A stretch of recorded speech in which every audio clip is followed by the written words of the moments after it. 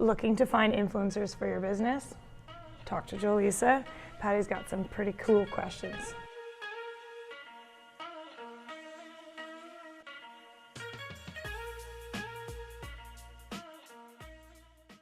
So I was VP Marketing of a company called Centrunk.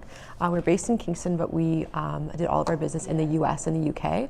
So part of my role as VP of Marketing was focusing a lot on growth and customer acquisition. So in the early days, we used micro-influencers that were into niche fragrances. So Centrunk was is a subscription box for men and women that sells high quality, small batch made fragrances.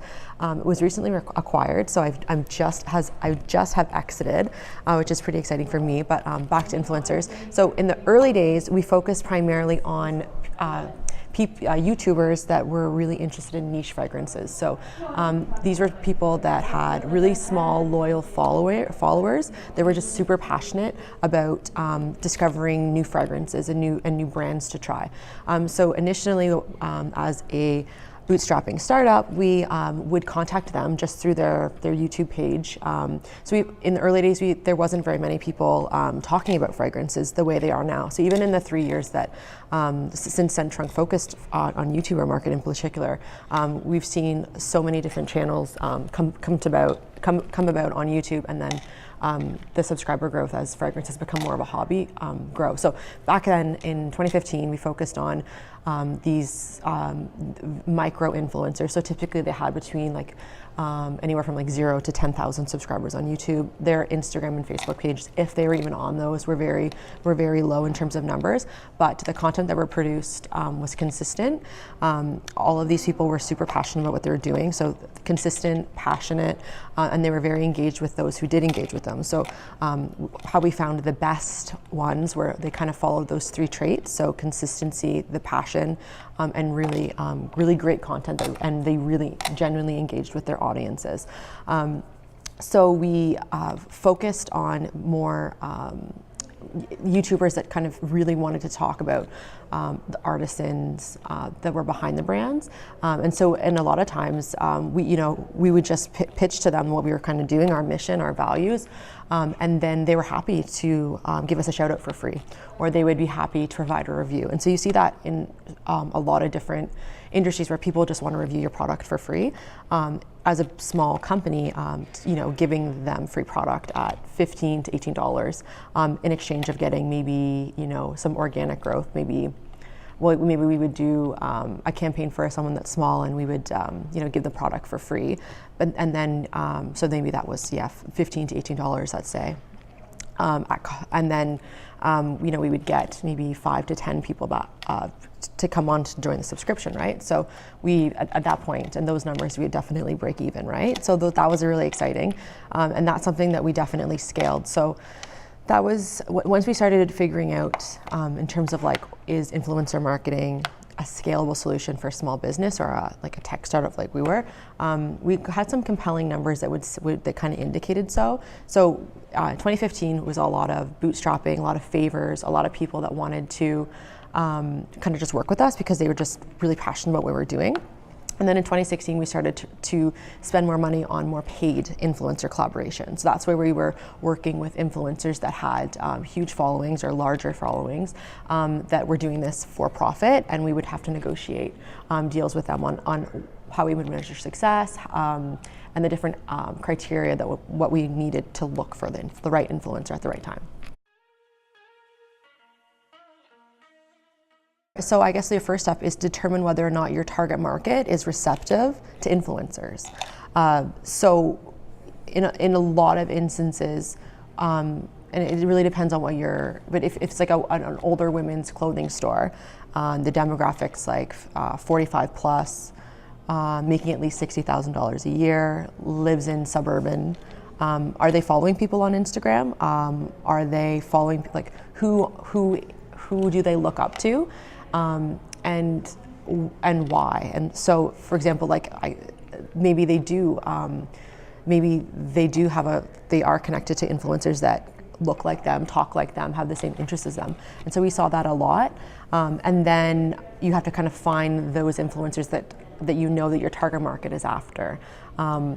And then in terms of finding them, there's some really great tools online that you can use. There's a lot of platforms that influencers hang out on where you kind of, as a small business, you can join them, and then you can do, it's like a platform, so you can do like searches for them based on demographics of your target market, or even just talking with your target market, determine, well, what influencers do you follow, who do you like, why do you like them, what sets them apart, how did you hear about them, and then those are the best, I would say, that the first step in figuring out who you want your influencer to be. So I would say in the early days when we were working with more micro influencers, it typically would just be something casual. It would be a message through YouTube or a direct message on Instagram being like, hey, we really like what you're doing. It would be really cool if we could collaborate. This is what our brand is. Sometimes not even include that. Just say that we would like to collaborate and put the ball in their court. And there's ways that any small business can automate that. As soon as you kind of like, I remember spending hours and hours and hours finding influencers through Instagram and then just putting them into a spreadsheet, and then just making sure that I had some criteria on what their followers were like, and then getting their email, and then just sending mass emails out to hundreds and thousands of influencers just to see who took the bait. And then I figured out who would be the best to collaborate with. And then depending on what you have for your budget, if the people gave you a quote that was astronomical, then you would eliminate them. And then you would just work with people that were kind of within your budget. And then the next step would be to set up tracking. So if you landed you were in negotiations with an influencer, influencer directly, then you could negotiate on like how much you're going to do per cost per post, and then how it was going to be tracked. So typically for Instagram, for example, it's link in bio is like the standard, and then making sure that your website's optimized so that when you do get the traffic at the right time, then you have like a really good sales funnel to convert. So it's like I did work with a few different agencies as well. Typically, when you dealt with an agency, you already know that if you're dealing with someone that has an agency, you know that they're going to be more expensive for sure. The good thing about agencies is that often what they'll do is they'll package, they'll work with dozens of other influencers, and they'll create packages for you. So instead of maybe $500 for a post, maybe they'll give you 4 for $1,500. And so it's like, okay, there's a little bit of savings there. And if the influencer that they give you, like the 3 other ones are, have the same kind of target market, then usually it can be really good. But the thing about those kinds of collaborations, it can look very sponsored. So you just have to kind of make sure that you're spreading out your target market. For us, we did a lot of sponsored posts with different fashion influencers. So typically their followings knew that this was the kind of platform that they were making money off of, versus some of the influencers that spoke specifically about fragrances. Sometimes their audience didn't receive any sort of sponsored post receptive because they were coming from a place that was more that was like driven by just like the passion for the craft. So when someone did come in with a sponsored ad, people could see through it right away.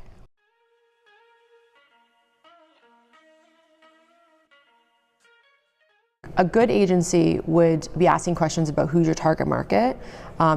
They'd be asking what kind of what problem does your product solve? What challenges do your target market face? Who do you want to represent your brand? They'd ask questions about, and then they'd be very specific on the who, in terms of who the message is going towards, and then the influencer is going to carry that message. And then timeline would be really important, because a lot of different influencers, especially when you get into people that are doing this as like a full-time gig, sometimes it takes you 3 months just to get an Instagram post, because their Instagram pages or their blogs are all very curated, and they don't just break what they have in the funnel for you. I mean, you can convince them with dollars to boost your post, otherwise you're waiting in the queue. So timeline's really important in budget.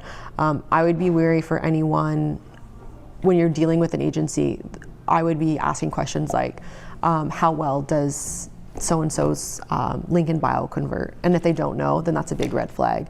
For YouTube, for example, when this was back in like 2015, 2016, we were hoping that if an influencer, if someone watched the video and 2% of people clicked from the video to our link, we were interested. So that's very low. But I mean, if you're dealing with a video that had 10,000 views and 2%, and then you know a little bit more about how well your website converts for a new buyer, then maybe that could be a very profitable campaign for you, depending on how much of a flat fee that you worked out with. And the other thing with agencies too is a lot of the times, in terms of like what a small business would need to consider for budget, some agencies charge a flat rate, some do flat rate and commission, some just do commission. So depending on what you're looking for cost per acquisition, those are things that you need to consider. So for us, we tried different combinations. The best one was probably affiliate sales, so just a straight commission. Okay. Because they have more skin in the game too for your campaign to do well. Whereas paying someone $1,000, they're just gonna take the money. Sometimes they just want the cash up front versus trying to work out a relationship where you could be working on video after video with them. We weren't able to really find very many influencers that we felt comfortable representing the brand for multiple different videos, which is pretty interesting. It's long. It's long? Yeah, I mean, I don't think you could realistically confirm someone, send them product, negotiate, figure out a time, optimize your website for the appropriate tracking in less than 2 weeks. So I would say the turnaround would probably be a month between contacting someone, negotiating, getting your website optimized, and then doing the campaign. And then plus it's going to take time for your customer to consider it. Not everyone's going to buy the product as soon as the influencer talks about it. The cool thing about tracking is that if you track your website right and you set up the right analytics, then a campaign that you did 6 months ago, it could, for whatever reason, Google changes the algorithm, and then all of a sudden, for YouTube anyway, that post is still getting a lot of views and it's bringing traffic to your site, even though it was posted 6 months ago. And depending on your product, your buyer's decision might take longer too. There's a big difference between a lipstick and a car, or a computer, or any sort of technology, or any consumer good, depending on where it is. The good thing is that you can, if you work with a really good agency or you work with a good YouTuber, they can give you examples of a product that was similar in your category that did really well. And if you're working with an agency specific, you should be able to ask for things like screenshots of how well a campaign did. It was also beneficial for us to also ask other small businesses if they worked with an influencer, just straight up, how successful was it? So for example, I remember reaching out to like an indie, I think it was like an indie lip gloss maker. So it was like a vegan luxury, but quite independent, quite small brand. And they had worked with an influencer. And I just emailed them. I said, we're a small business. We're thinking about working with so-and-so. What was it like working with them? And then, there is, when you're small, there is, a little bit of, you do get people that want to help you. And especially if it's like small business, and you're not direct competitors, then sure, they'll talk. So like, for example, just by doing that, I would eliminate from the final people, I would eliminate 10% just from the people that went through the process and a little bit of due diligence, just by asking for a reference. So yeah, you can also ask for references too, to vet people. Yeah. Thank you. Yeah, you're that welcome. Was great. Good. Thank you very much. Awesome.